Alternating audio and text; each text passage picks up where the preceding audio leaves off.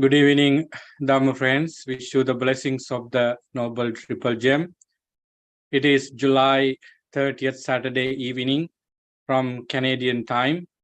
Those who join with us from Ottawa, Toronto, and anywhere in Canada and America, I say to you, very good evening with the blessings of the Noble Triple Gem. And those who join with us from the other part of the world, you are warmly welcome to our Sutta study class. With the blessings of the Noble Triple Gem and good karma we all develop, we begin today's Sutta studies with a special focus on a very new Sutta. Before we go into the Sutta study class, we just want to pay our due respect to the Buddha by reciting Namo Tassa 3 times in Pali and also in English. Keep your mind concentrated on the Buddha qualities and wish that may my reverence be with the Buddha, supremely enlightened, sublime one. Sadhu, sadhu, sadhu. Namo tassa bhagavato arahato samma sambuddhassa. Namo tassa bhagavato arahato samma sambuddhassa. Namo tassa bhagavato arahato samma sambuddhassa. Homage to the Blessed One, the Worthy One, the fully enlightened One. Homage to the Blessed One, the Worthy One, the fully enlightened One. Homage to the Blessed One, the Worthy One, the fully enlightened One. Sadhu, sadhu, sadhu. Friends, the Sutta discussion is for enhancing our knowledge on the Dhamma as the Buddha explained. We can understand the Dhamma from various sources, but we think that our friends should read discourses with Kalyana Mitra support so that we can get into the real words of the Buddha for our benefits. In normal Dhamma sermon, we may be adding our own interpretation based on the Dhamma, but when we read discourses, we can know what exactly the Buddha mean by different Dhamma lessons, so that this Sutta study class is significant in that sense. The other thing is getting into Kalyana Mitra association is the wholesome thing, and when Kalyana Mitras come together, they do nothing but discussing the Dhamma. So I really appreciate this group because we are getting something important for us each time. I really appreciate that, and I think many of you appreciate this Sutta discussion because of this very reason. The Sutta we selected for this week discussion is coming from Samyutta Nikaya. The exact place of this discourse is, if you see Samyutta Nikaya, it has been categorized into main sections, and one of the main section is Nidana Vagga, where the deep Dhamma is explained, especially Paticca Samuppada. In that section, you have this discourse as the 51st discourse. The sutta name is Parivimansana Sutta. It could be either thorough investigation or full inquiry. It is about inquiring into our mind and body based on Paticca Samuppada. So reading this course is not sometimes giving you new information, especially for those who have read about Paticca in discourses.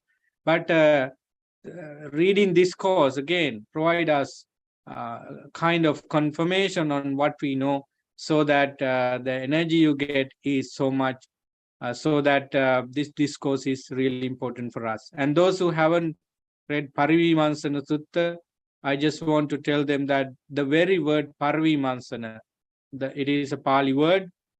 It means Vimansana is investigation. So you analyze things. You try to see something beyond everything you come across. Vimansana has that kind of meaning. Examination and explorations are some of the meanings. So Parivimansana, adding by those Parivi, uh, uh, the meaning is so emphasized, so that we are digging into various Dham elements and the Paticcasamuppada here in this discourse, so that it is timely discussion according to my understanding, and you would be confirming it in the discussion. I guess you could be able to look at the discourse so that you know what the discourse is about. Anyway, let's begin the Sutta discussion in this way. As you know, the Buddha was at the Jetvanarama monastery when he was delivering this discourse to a group of bhikkhus. We do not know who those bhikkhus were there. Anyway, Buddha wanted to explain this discourse by his own intention. Because when a bhikkhu is making a thorough or complete investigation, in what way should he thoroughly investigate for the utterly complete destruction of suffering? So if the bhikkhu, by the word bhikkhu, we all included into include into that category. So if we want to end suffering, and which way we are going to have a thorough, full investigation or inquiry, what has to be inquired in order to understand suffering, end suffering, and find the cause for suffering? In which way we have to inquiry? What we have to inquire about? So let's see. Venerable Sir, the bhikkhu did not go to answer directly to these questions. Perhaps they wanted to know what exactly the Buddha mean by these questions, or the bhikkhu did not know the right answer because they are actually in front of the Buddha and they had to answer to the Buddha without any mistake. Of course, making mistake could happen for someone who does not know the Dhamma. But this bhikkhu sometimes says, you are the Buddha and you are the founder of this whole teaching. It is you who found this Dhamma from your own effort, so that please tell us. So this sometimes we can see this kind of utterance from bhikkhus. So same thing we found here, Venerable Sir, our teachings are rooted in the Blessed One, guided by the Buddha. So take recourse in the Buddha. It would be good if the Buddha would clear up the meaning of this statement. Having heard it from you, we are going to remember it. So this is what the bhikkhus over there said to the Buddha. Then Buddha said, okay, pay attention, listen carefully, keep them in mind, and behave as I explain. Here, bhikkhus, when a person means bhikkhu, bhikkhuni, or lay person, when a person makes a thorough investigation, that bhikkhu, that person, investigate things in this way. The many type of suffering that arise in the world, headed by aging and death. So when we talk about the death and also aging and death, jara, marana, these are the Pali terms. When we talk about suffering in life, we talk about aging, then what you call illnesses, sorrow, lamentation, pain, grief, and finally dying. These are type of suffering we talk about in this life. So when we have this suffering, what is the source of this suffering? So the one who start the investigation into those suffering, uh, he or she look at why this suffering, what is the source of this suffering, and what is its origin, from what is it born and produced, when what exit does aging and death and all kind of suffering come to be, when what does not exist, does this suffering, aging and death, not come to be. So if you do a meditation on suffering, first you get jara vyadi, marana soka parideva dukkha domana supayas, and all kinds of suffering as mentioned in the first noble truth. So you think about why this kind of suffering arises, and what sources are there for this kind of suffering, and when what exists, this kind of suffering come into be, when what does not exist, this suffering stops. So based on actually the four noble truths, you can investigate here about the suffering. So with this observation, actually, since you have read many discourses and since you have been in the Dhamma for so long time, the very answer is not that difficult here. So you get the answer that because of birth, you are having all kinds of suffering as said here. This is what the sutta says. As he thoroughly investigate, he understand thus the many kinds of many diverse kinds of suffering that arise in the world, uh, you know, like aging and death, has birth as its source, birth as its origin. It is born and produced from birth. When there is birth, aging and death comes to be. When there is no birth, aging and death does not come to be. So the very reason for all kinds of physical and mental suffering is because of birth. We have already come to this life so that we cannot reject aging and sicknesses. And one day we all die. There is a leaving point of this life, and it could be even in the next moment. So we cannot reject these suffering. We cannot escape from these suffering. They are designed by the birth. They are designed by the karma we, of course, did. So basically, the meditator, the investigator, or the person who inquire into suffering now come to a conclusion that all this kind of suffering come to me because of birth, because of the conventional birth. I just want to make a point here for your clarity. It is that uh, there is a momentary birth. If you understand how this life continues from this moment to next moment with sensory experiences, and we there is a great chance of understanding how one come to a new life, and how one ends new life he was in and start a new life. So the best thing for us to understand the way the mind and body continues right now. So if you understand that particular process of living, it is not difficult for you to understand how the process of dying and rebirth takes place. So here what we mean is birth is because of, we haven't discussed it yet, but we know the answer. But due to birth, we have aging. It happens from the very moment of the conception in the womb. Aging start there. Even when the baby comes to the womb, now we say, okay, baby has come into your womb 1 month ago. So this baby has been experiencing aging for 1 month now. And if you look at the procedure in a subtle way, due to aging, dying, momentary dying, changing, impermanent, all kinds of things happen there in the womb.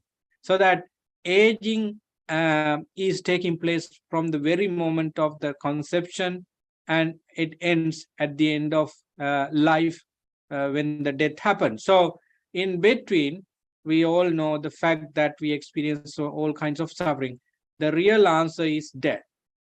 And when you go to autopsy, there are doctors here in the discussion, they would find the reasons for dying would be a cancer or heart attack, or maybe failure of kidneys. uh, Doctors might give immediate reason in the papers for as the reason of death of a particular person. But from the Buddhist point of view, of course, there is a immediate reason for the end of life. Maybe an accident, maybe such a disastrous moment experience, or maybe a chronic disease.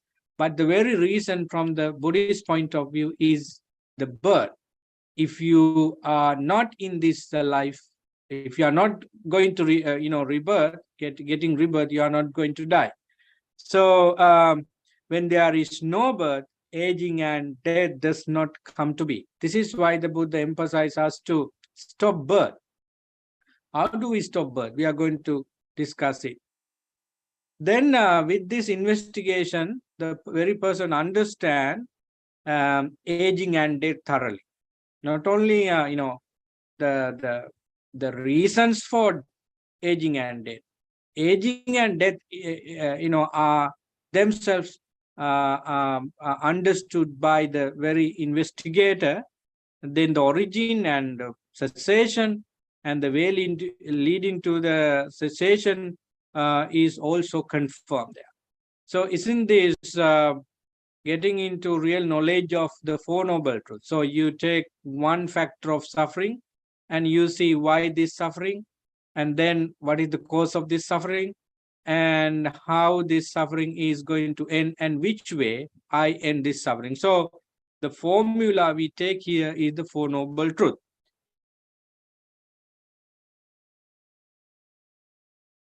Here, this is called a bhikkhu who is practicing for the utterly complete destruction of suffering, for the cessation of aging and death.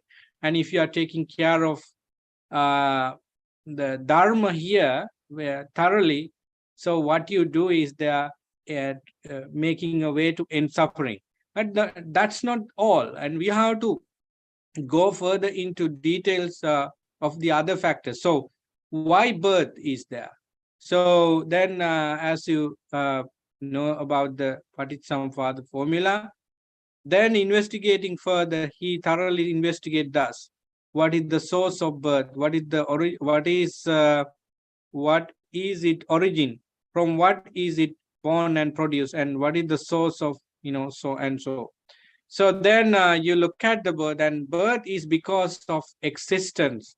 If you look at a cycle of living beings, we come to this life after dying somewhere.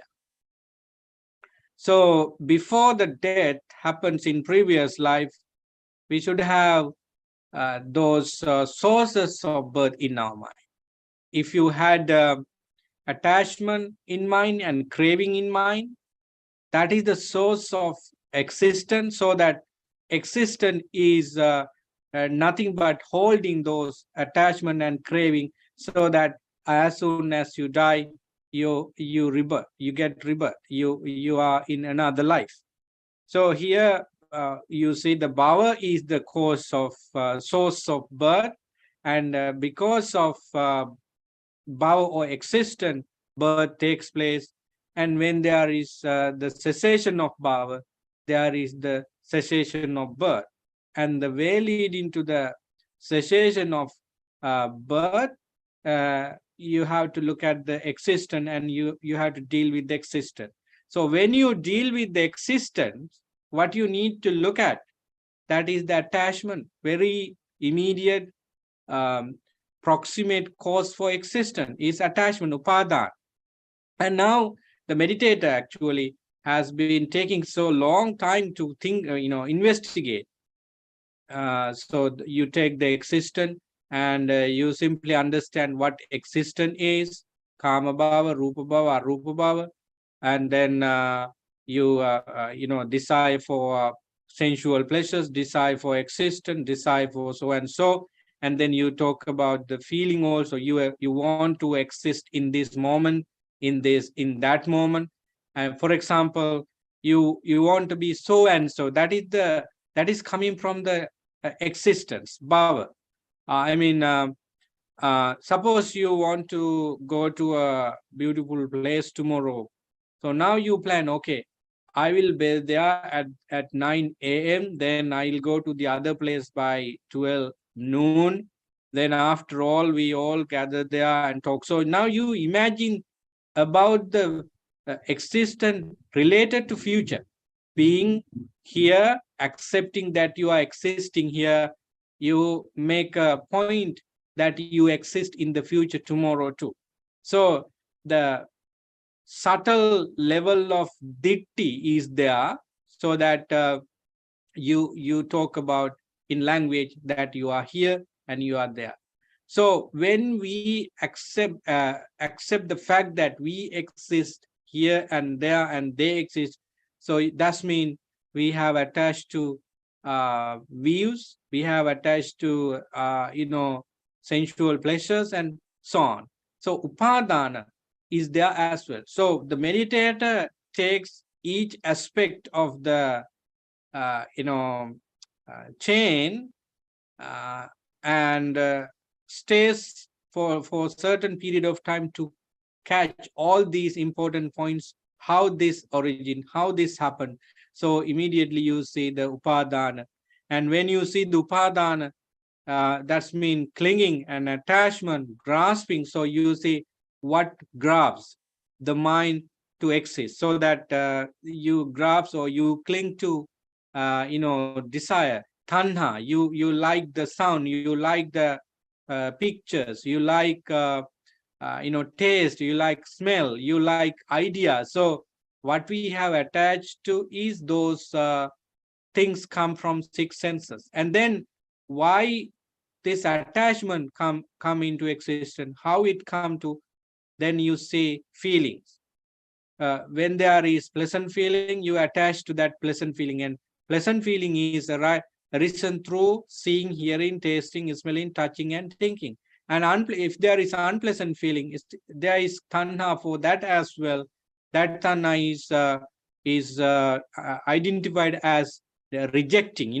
When you have unpleasant feeling, you reject it because you have something pleasant designed for you, designed by your mind, so that you reject one type of feeling uh, because you need to get the other feeling that you are looking for. So then the meditator investigate why this kind of feeling happen. Then you say there are those passa, then contact. If you look at the sutta, contact passa is there. That is happening in salayatana. So passa, eye contact, ear contact, nose contact, tongue contact, body contact, and mind contact does not happen if there is no senses. So contact is because of live senses. So senses is there because of, as you see in the sutta, name and form. So then sense basis arises, exists because of nam rupa, and nam rupa is because of consciousness. So I went fast because this is something you probably know. The very thing you need to do is to analyze each point here on the under the basis of Four Noble Truths. What is the origin and what is the source? First, you have to understand the very fact. What is contact? What is salayatan? What is upadan? What is tanha? In details, when you do it with the word thorough investigation or full inquiry, you are not going fast, as I explained here. You take time and let your mind embrace each points of a particular point, factor. Then you look at the source of it, just like the second noble truth. Then you find whether I could end this. Is there any particular way to do this? Like that, you keeping the Four Noble Truth formula in mind, you investigate each factor. Friends, it is Vipassana meditation in one sense, because you are investigating each factor regarding or relating to your experience. We come to know about the information given in the Sutta by the Buddha, and we have to keep them in mind to investigate with our own birth and sicknesses and sorrow, lamentation. Then you see your own feeling and try to be mindful on certain clinging and craving. And then when you go into the aspect of the formula, like Salayatana Pasta, they may be subtle, and Namarupa and Vijnana, they are very subtle point, but with thorough investigation, you can sense what they are. So when we come to Vijnana, or the consciousness, so we are going to look at how this consciousness come into be, and what is the source of consciousness, what is the origin of consciousness. Then you say Sankara. Here the Buddha spent some time to define Sankara and explain on Sankara, because the very thing after Sankara is ignorance, and Buddha wanted to make a point that Sankara is threefold here. Let me read that part.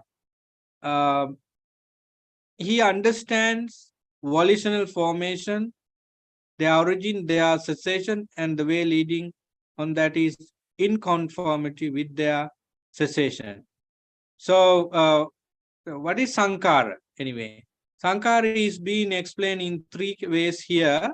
No, I missed one. So as he thoroughly investigates, he understands us. Volitional formation have ignorance as their source, ignorance as their origin. They are born and produced from ignorance. When there is ignorance, volitional formation come to be. When there is no ignorance, volitional formation do not come to be. He understands volitional formation like this, because if a person immersed in ignorance generate a meritorious volitional formation. So suppose you do some good activities, meritorious deeds, but still you have ignorance as the source of your mind. So if your mind is geared by ignorance in a subtle way, those meritorious deeds or punya sankara could still be accumulated in your account. So anyway, doing meritorious deeds is very important for us to go on to kusala, something skillful that help us eradicating unwholesomeness. Still, punya sankara could be started based on ignorance. So punya sankara called meritorious, generate a meritorious volitional formation. Consciousness fares onto the meritorious. If he generates a demeritorious volitional formation, consciousness fares onto the demeritorious. So this is, and then if he generates an imperturbable volitional formation, consciousness fares onto the imperturbable. So Punya sankara, apunya sankara, and aninja sankara. These are the three sankaras as the Buddha explained. So they are, the consciousness is going to be like that based on three kinds of sankara. And sankara come into this way because of ignorance. So now we should be clear here that sankara, whether it is punyabi or apunyabi or aninjabi, they are all coming from the base of ignorance. Suppose we do meritorious deeds like like puja or donating some items to people. And at the time of giving, have you tested yourself that you accept that you exist? So it is me who do this just because I want to attain nirvana. So this is how we term ourselves about the dana, about the generosity. So from the absolute point of view, we cannot say that I do this. And those who have absolute knowledge as experience do not want to do meritorious deed because they have done it. So those meritorious deed, therefore, under type of ignorance. It doesn't mean that we should stop meritorious deed. What we are emphasizing and what the Buddha emphasizes is that meritorious deed and demeritorious deeds, and also those meditative absorption called jhanic experiences are under ignorance state. So that's why we do not see arahants do meritorious deed. That's why arahants do not any merits for anything. They do activities, and from our understanding, from our knowledge, they could be meritorious deed, but they are not collecting any merits or demerits or whatever merits, because they have stuff ignorance. So since ignorance is completely ceased, no any type of sankara accumulated in their account. When there is no sankara whatsoever, there is no consciousness risen through any type of sankara. So when punyabhi sankara is there, consciousness is according to punyabhi sankara. When apunyabhi sankara, consciousness is also demeritorious. That is what it mentioned here. When ananjabi sankara is there, the consciousness is also according to ananjabi sankara. So then namarupa salayatana passa vedana. Suppose you have punyabhi sankara. So then your feeling, we jump ahead a little bit just to understand the things from practical sense. Suppose you do a meritorious deed. So your feeling is according to the meritorious deed. So suppose you are doing something bad, something negative, so you are having feeling according to that, and tanha and so forth is being accordingly arisen. So that Buddha clearly mentioned what sankara is, and why did the Buddha explain sankara in this way? Because we have to understand what sankara is and its origin and how it exists. And when there is this and this happen according to the formula of the theory of Paticcasamuppada. So then, having explained the sankara in this way, Buddha said, because if a person immersed in ignorance generate meritorious, yeah, that's part we read already. But when a bhikkhu has abandoned ignorance and aroused true knowledge, then with the fading away of ignorance and the rising of true knowledge, he does not generate a meritorious volitional formation.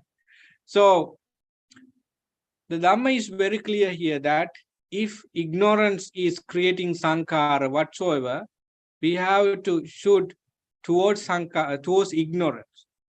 Ignorance is not knowing the suffering in 4 ways. If you do not know suffering, if you do not know that there is suffering in life, so you have ignorance. I don't think that many living beings in today's world, even at the time of the Buddha, did not accept the fact that there is suffering in life. When you do not accept the fact that suffering exists in you, you always forget the true nature of life and try to imagine that you are always in happy, and you are going behind and behind the pleasant feeling. You just want to make everything happy, and you relentlessly spend time for something that is really impermanent. So if we do not know suffering as it is, we may be doing something otherwise, something negative, something short lived. So when we know that there is suffering, dukkha in this life, there is a natural tendency in our mind to stop some certain type of activities that many people do. If you really hit um, so hard with the fact that there is death for me, and this body and mind are such, so that I just want to I do not want to engage with something silly, something foolish. So you're not going to entertain your life with something sensual, something short lived. So when we know the ignorance, it means that we know what is going on in our life. When you know the true knowledge, it means you have thoroughly understood ignorance as it is, and you know all kinds of stages of suffering. So ignorance is done. When there is no ignorance, let's say that we take care of ignorance up to 50%. We know that this life is such, so that we observe sila, we behave in a certain way that brings joy for us and others. And um, so it means to me that you have, in the process of completing your knowledge on suffering, you have been um, stuffing some type of ignorance working in your mind, because you have accepted the fact that I will be dying. I'll be dying in next moment. There is a possibility of death, and aging is real. And if my mind is in anger, hatred, ill will, so it is ignorance. So I shouldn't be like that. So you have been doing something against ignorance. That means true knowledge is being slowly absorbed. Um, so when ignorance is slowly, mindfully seized, sankara, punyabhi sankara, apunyabhi sankara, and ananjabi sankara are also seized accordingly. When ignorance is seized, sankara is seized, and when sankara is going to be visankara, I mean, there is no new sankara is built in such a way so that consciousness is going to be pure, and your consciousness is not going to make any bondage between nam and rupa, so that passa, salayatana, passa, vedana, they are all being cleared into the extent you understand ignorance. As a result, tanha is not produced, and when tanha is not produced in such a way, upadana is also going to fade away, and the existence. What do we mean by existence? Upadana and tanha do not exist in your mind. That is called the destruction of bhava. So when upadana and tanha are taken into consideration and try to stop them, so the person called I, me, and myself, that this ditti is being targeted highly, so that the possibility of rebirth is being challenged in your mind.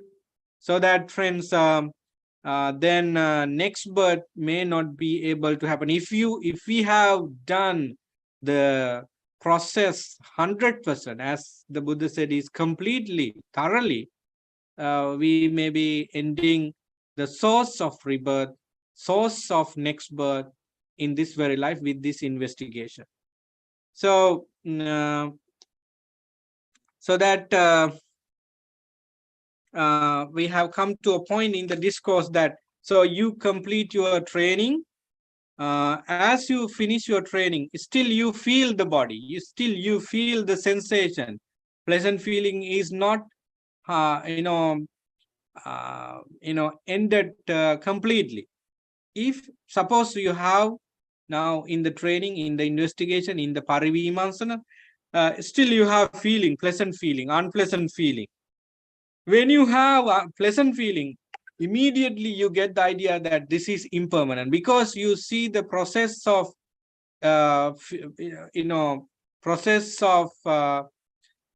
feeling and other aspect of the Paticcasamuppada.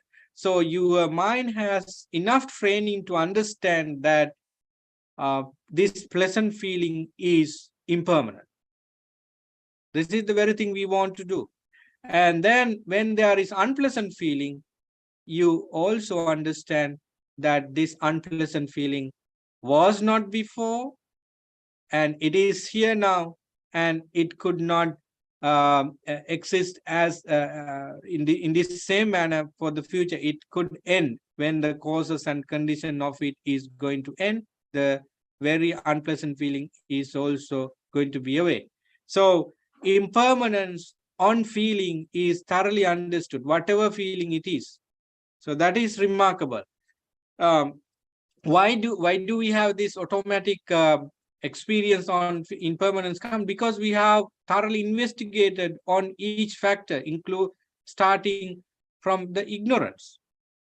When he feels a feeling, when he feels a pleasant feeling, he feels it detached. So since you see the impermanence on pleasant feeling, unpleasant feeling, and neutral feeling, there is a chance, there is a 100% possibility for that particular person to detach, which means you do not cling to it. You do not attach to the pleasant feeling, unpleasant feeling, and neutral feeling. So personally, I like this because one of the easiest place of Paticcasamuppada formula for me to get into right track is feeling. Between feeling and tanha, and before that passa and vedana and tanha, these area of the Paticcasamuppada could be a very close point for many individuals to get into noble training, because viññāna paccaya nama rupa, depending on consciousness, name and matter arises. These are very subtle points which many people could not understand even in meditation. But arising of feeling is clear. Arising of sensory experience is clear. Passa could be relatively investigated, and arising of feeling could be seen. And then how we are going to like it, how we are going to dislike it, how we are going to attach to something could be investigated. Comparatively, they are easy. So that this is one place I like in the training. So when you have pleasant feeling, you feel you detach from it because you see the impermanence of pleasant feeling. And when you realize that there is unpleasant feeling going on, immediately detach from it because you have that experience in the training that this is impermanent. Likewise, you deal with the feeling, three types of feeling very well, so that you are not going to create attachment whatsoever. So that when he feels a feeling terminating with the body, now he or she realized that, okay, this feeling is always there because of the senses, because of the sensory contact, because of the consciousness, because of this and that. But this body exists until this body continue to be. So at this stage, he has finished his investigation and come to a super level of the noble training, so that it's okay for me to have this feeling, but I'm not at any, I have no attachment to it. This feeling exists until this body exists. So he understand, I feel a feeling terminating with the body. With when he feels a feeling terminating with life, he understand, I feel a feeling terminating with life.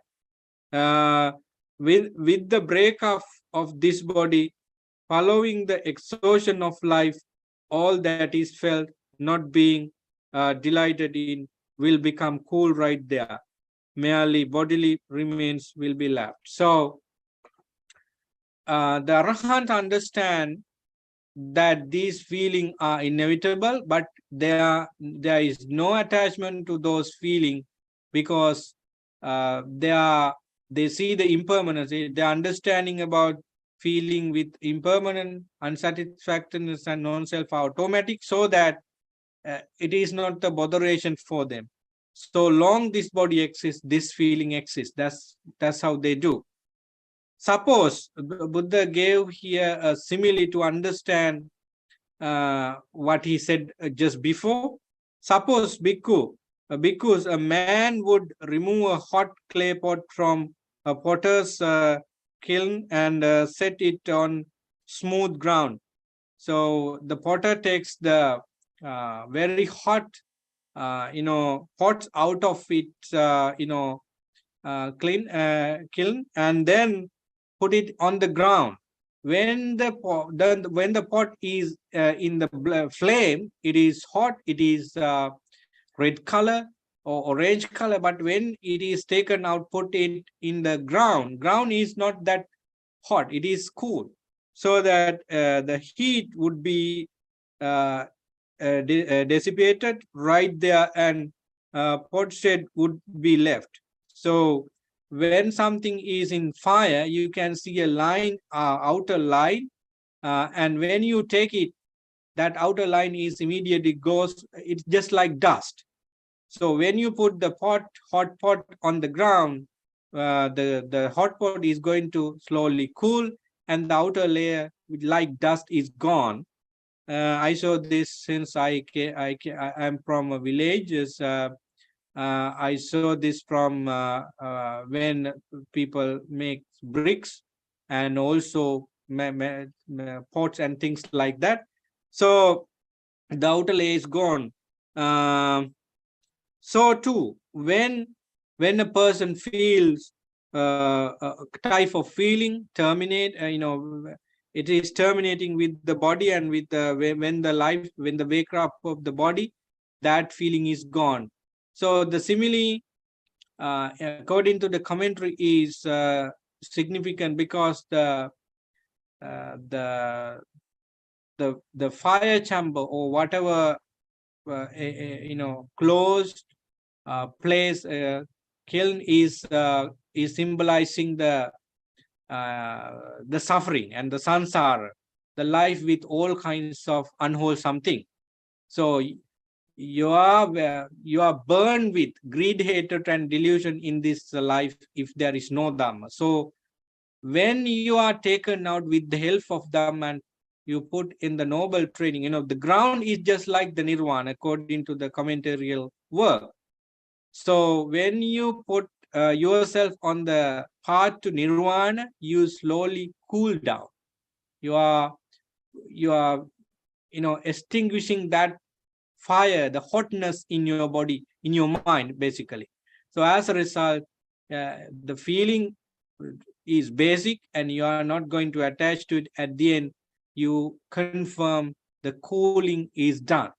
The nirvana means ending of all kinds of fires, extinguishing all kinds of unwholesomeness. So having said this simile, Buddha now asks questions from bhikkhus like this. What do you think, bhikkhus? Can a bhikkhu whose stains are destroyed generate a meritorious volitional formation, or a demeritorious or imperturbable, no venerable sir? Because when the Arahants cannot produce any kind of sankar. Why? Because there is no ignorance about suffering. There is no ignorance about life.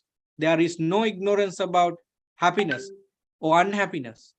He is aware of everything about life. Everything, when you know everything about life, means you know everything about the universe. Because if I know myself very well, it means I know about you as well. It doesn't mean that I can know I can know about what you think right now, but I know how your mind works. I know how your senses work. I know how your life works. I know what made for you to come to this life, and if you go from this life to next life, I know what reason is. So from your own physical and mental experiences and suffering and pleasant unpleasant feeling and all these things we always discuss, you can know each person in this life. Not only human existence, you even know how divine beings and hell beings, beings everywhere, arise and pass away. So that's why we say that the world, if you know this world, you have known all kinds of world system. Not only, let's say, immaterial world, the Pataviya, Tejo, Vayu are the substance of this material. You are going to know about that as well by knowing this internal elements, so that you have no ignorance at all about anything, so that no punyabhisankara, punyabhisankara, aninjabhisankara are created in Arahant's mind. Taints have been gone.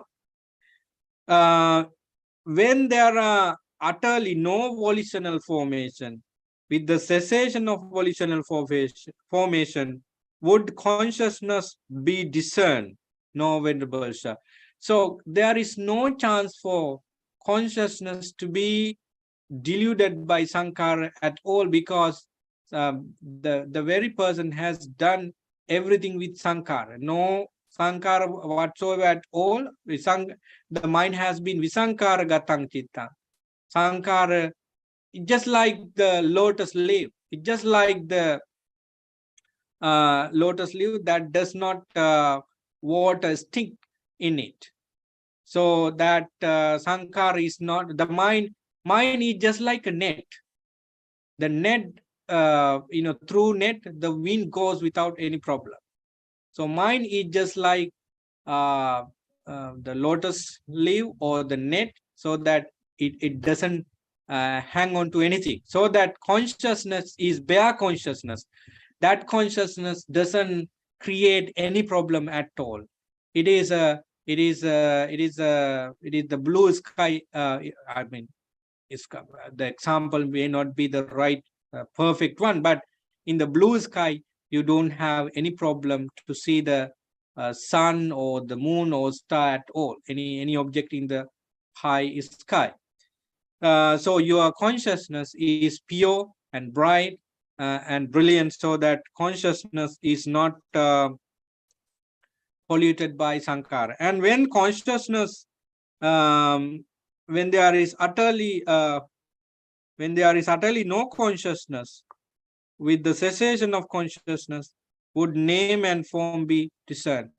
So no, Venerable Sir, because consciousness is here what we mean: rebirth consciousness, relinking consciousness, and all these, consciousness, whatever name we use for consciousness, that consciousness is clear. So that Nama Rupa is not bound by the consciousness again, because it is clear.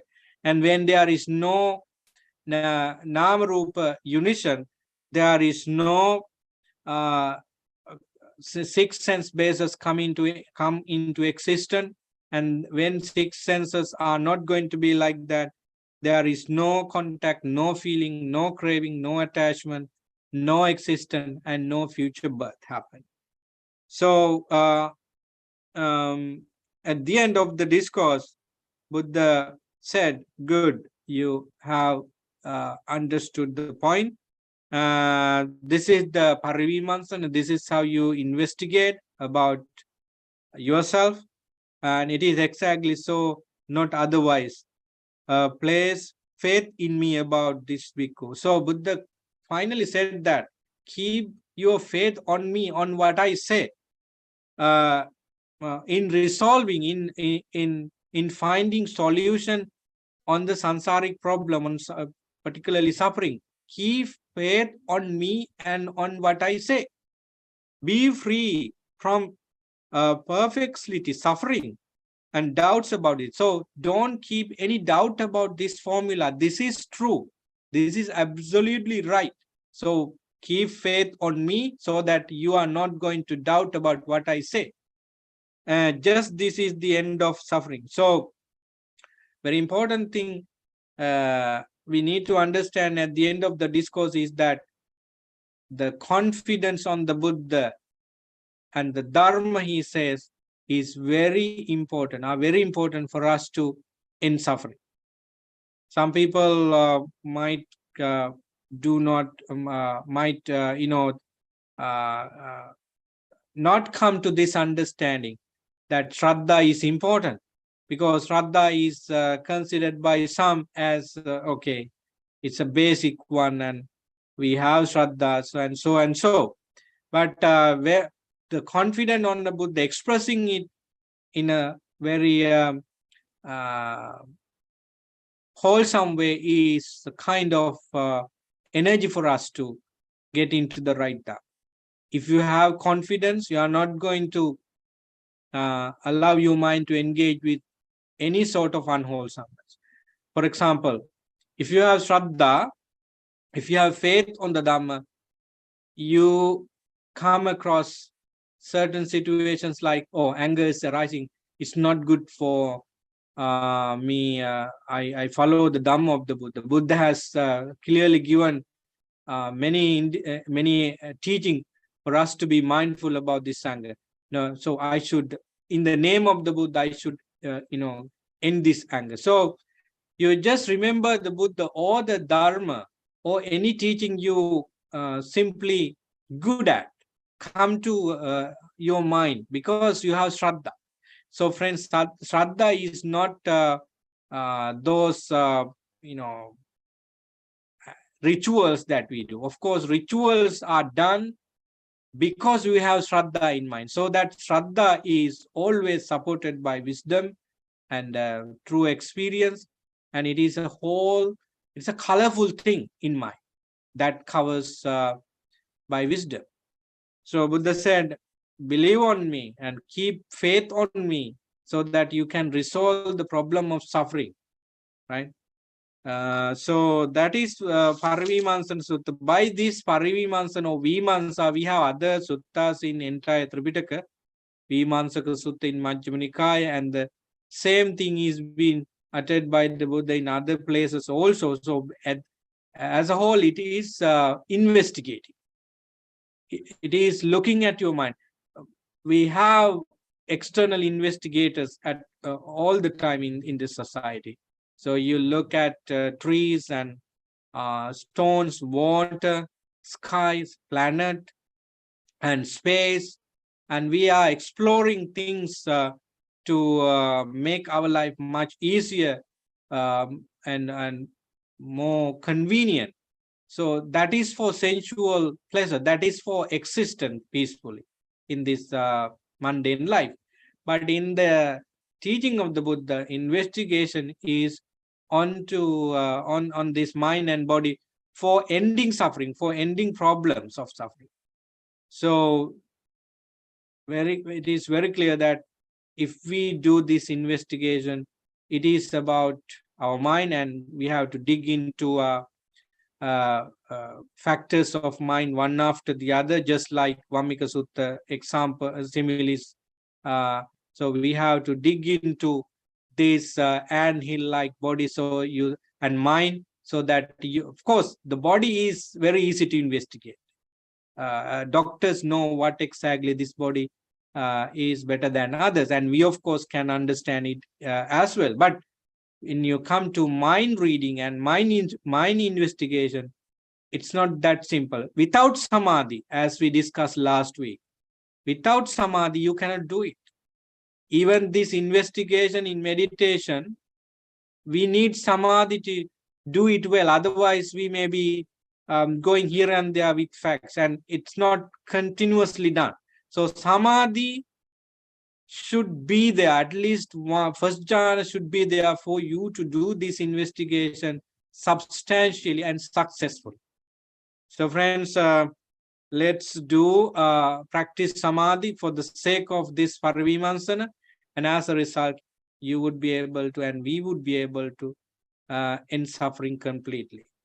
So that is the Sutta explanation in a certain way. Now we are going to discuss the points of the discourse as you see.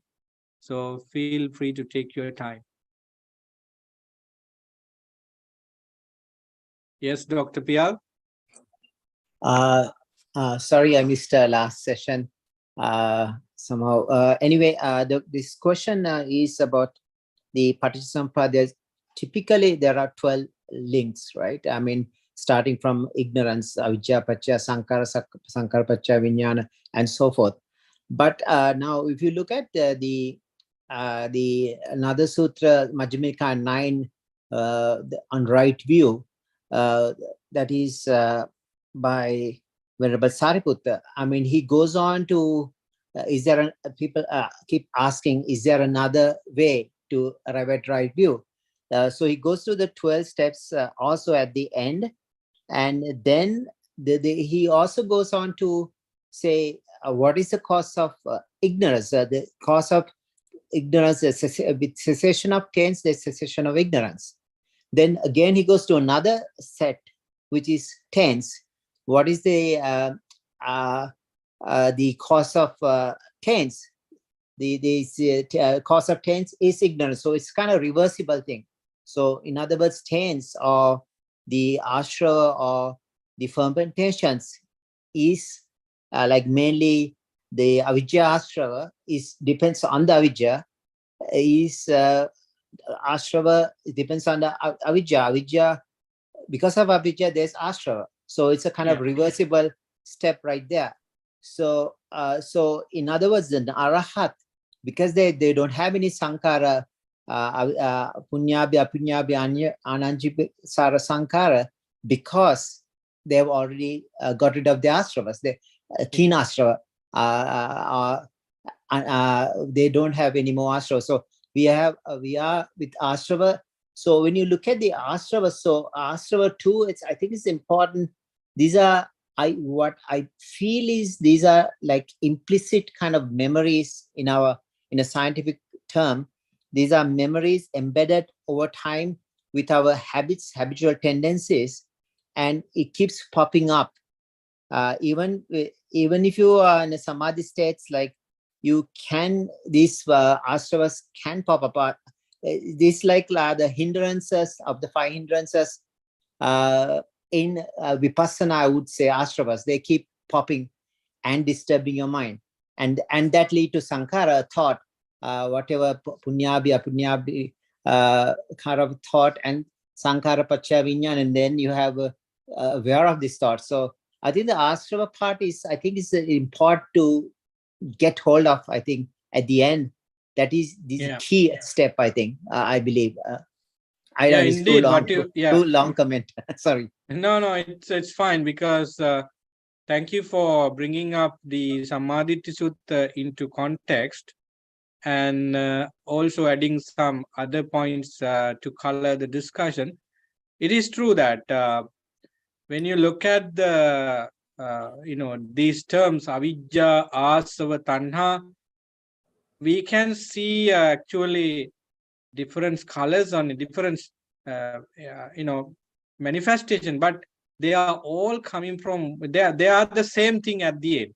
So yes, as you said at last, ashrava, ashrava is something coming in, and of course we should have some ashrava to welcome the asravas that we generate again through new sensory experience. So if we are taking care of asava, that's mean you have taken care of ignorance too. So suppose you destroy 10% of art. So it means you have destroy already 10% of ignorance. So as kina, so the very word is used for arahant because they have done with sankara and asava, so that particular term is given for arahant kina. So yeah, in terms of ending ignorance, in terms of ending tanha upadana, one way we have to focus asava. So do not let things to flow. Just identify unwholesome state and do away with, so that asava is not being built anymore. So ditta, so for example, if you realize that you hang on to a view, just try to feel that this is impermanent. For example, these days, people are mostly Sri Lankans. People mad at some people in the country or the government or various views are there. So just leave it out.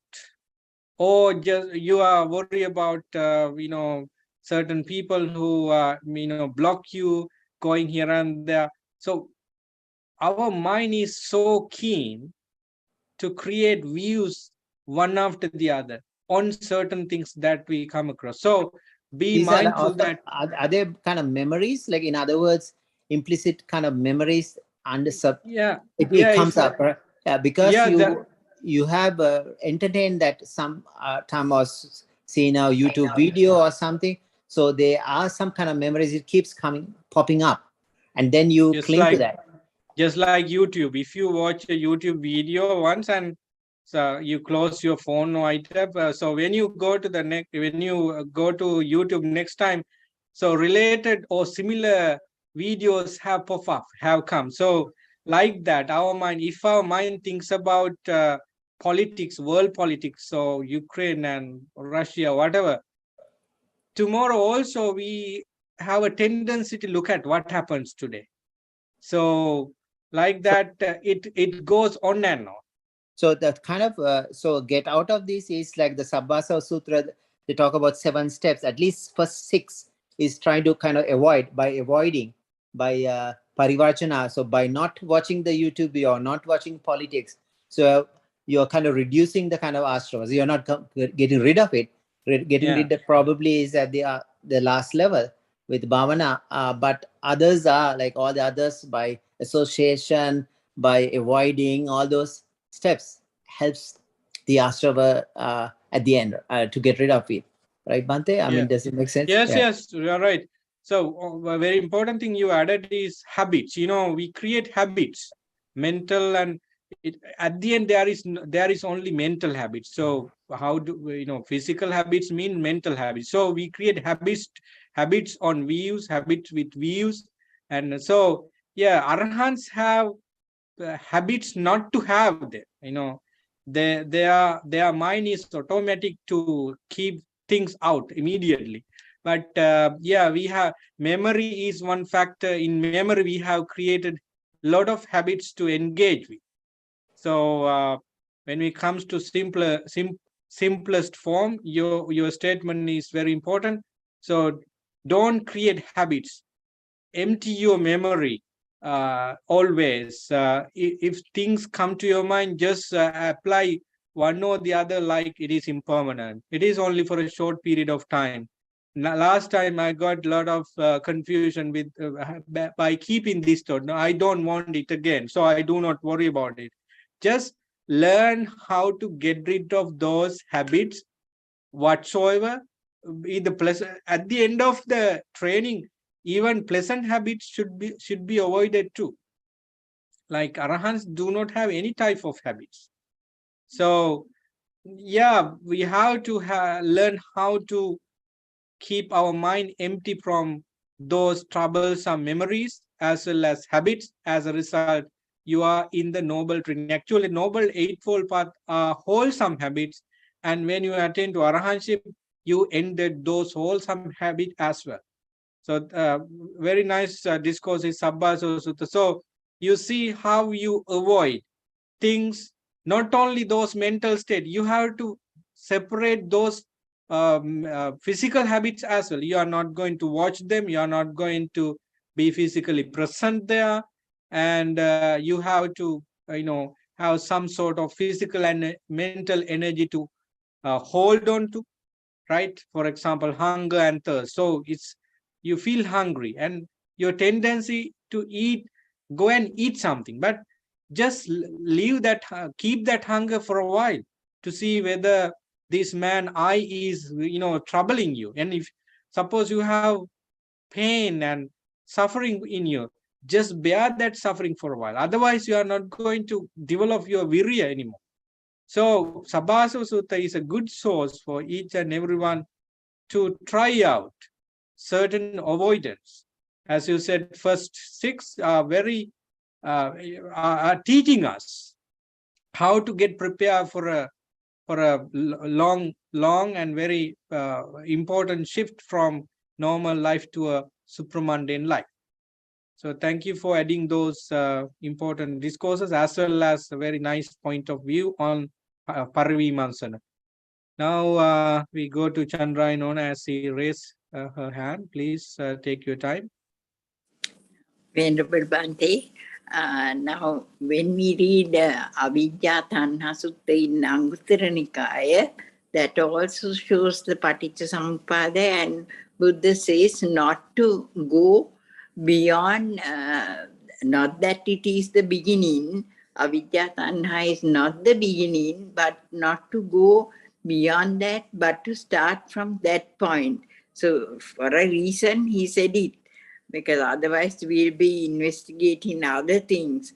So he said he shows in that the interconnection, how it depends, like the wick of the lamp and the oil, that they depend on each other, avidya and tanha. In that it goes on to say the value of kalyana mitta, a different paticcasamuppada, different way of cause and effect, that avidya comes up because we have not listened to Dhamma, we have not listened to Dhamma because no good kalyana mitta and all that. So when we collect these suttas, it is very important that we can gather the way to proceed for liberation. Yeah, very important. Yes. So if you go to investigate the problem beyond ignorance, there is no way for you to do it mentally, because that is the primary source for all kinds of suffering. And if you go to find beyond something physically, I mean, there are two ways that we can go, like where I was prior to this life and prior to this life. So if you cannot go into physical cycle of suffering to find the end, the beginning of it, even the Buddha could not do that. It is something indiscernible by human mind. And but if you go into psychological chain of suffering, you can find the ignorance as the beginning of suffering. But suffering is also conditional according to many discourses. When you have aging and death, if you are not and if you do not understand aging and death and so on with wisdom, you feed ignorance. So that aging and death feed ignorance. And if you so ignorance is not something solid. It is also conditioned. However, as you said, so ignorance is, if you understand ignorance as it is, you see how everything begins from that point onward. If you ignorance creates sankara, vijnana, ignorance create tanha, ignorance feed upadana, ignorance feed all kinds of sources of suffering. So the very point we have to target is ignorance. Don't be ignorant. Don't be don't live with unawareness. Live with awareness. This is why the Buddha said ignorance is a nivarana That means ignorance covers all kinds of good things, so that have yoniso manasikara, sati sampajanya. They are the leading qualities for us to sati and samadhi and so forth. So when you let our mind, develop samadhi with the help of yoniso manasikara and kalyanamita association and dhamma-centered mind, these qualities like sati, dhamma, samadhi, virya, samadhi are to be strong. And when these qualities are strong, there is no space for avijja to take the leadership again in our mind. So it's kind of battle.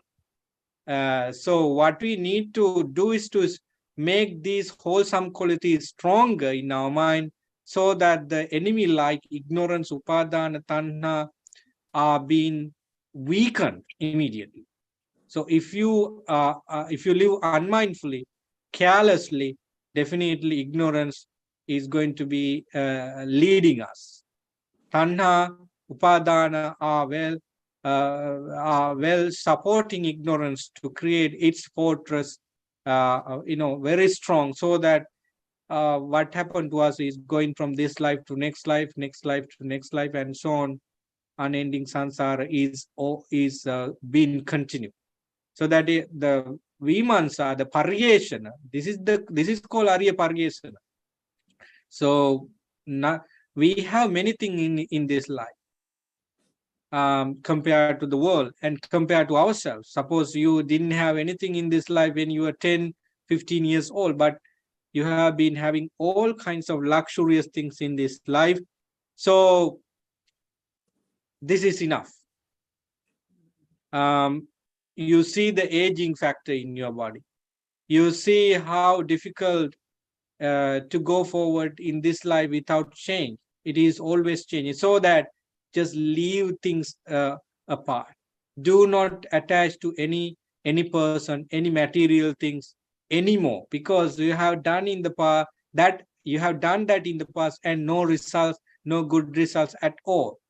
So that, friends, as both of you said, stop ignorance, and then you have stop not only suffering, of course, the sources of suffering, and you can see what kind of life you have when you stop ignorance. It is so gorgeous. Actually, the laboratory we have to experiment this is this very mind and body, and the samadhi is the results of what you do in the present moment. So when you enter into samadhi, you can sense what nirvana is, because samadhi is a state where there is no hindrances. So attain samadhi, always get samadhi, and when you have samadhi, no presence of ignorance in such a way, so that you feel and you sense, you smell the nirvana, so that you are accelerating your practice to get that state of nirvana, and it is unchanging in your mind after all.